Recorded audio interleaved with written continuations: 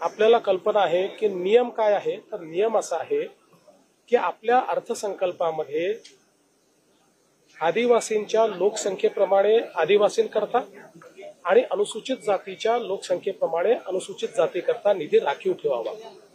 आणि हा निधी राखीव ठेवताना त्यातला जास्तीत जास्त निधी हा वैयक्तिक लाभाच्या योजनांकरता राखीव ठेवला पाहिजे आणि मग काही स्पेसिफिक इन्फ्रास्ट्रक्चर करता ठेवला पाहिजे।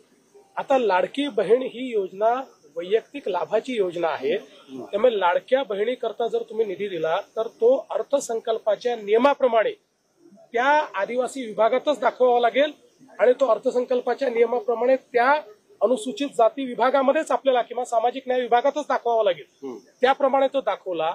पण या संदर्भातला अजितदादांनी हाऊसमध्येच खुलासा केला की नुसता इथे पैसा दाखवला त्याच पैशात दाखवला असं नाहीये, तर जवळजवळ 2.25 पटीनं या विभागांचं बजेट वाढवलेलं आहे आणि त्या ठिकाणी तो दाखवलेला आहे। त्यामुळे ही अकाउंटिंगची पद्धत आहे, कुठलाही पैसा पळवलेला नाही, कुठलाही पैसा वळवलेला नाही।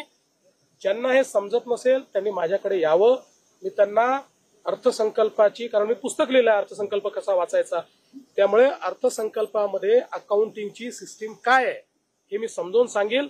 नियमामध्ये अशा प्रकारची तरतूद तिथेच दाखवावी लागते, ती योग्य प्रकारे दाखवलेली आहे। त्यामुळे यात कुठली बनवाबनवी नाही, यात कुठली फसवाफसवी नाही, हे स्पष्ट मी करू इच्छितो। अजितदादांनी योग्य काम केलेलं आहे हे मी या ठिकाणी सांगतो। सर, मे मध्ये अतिवृष्टी होते राज्यामध्ये, दोन्ही उपमुख्यमंत्र्यांमध्ये कोऑर्डिनेशन नाही असं तुम्ही कधी म्हटलं, काय ज्यांना इंग्लिश समजत नाही त्यांना असं वाटतं।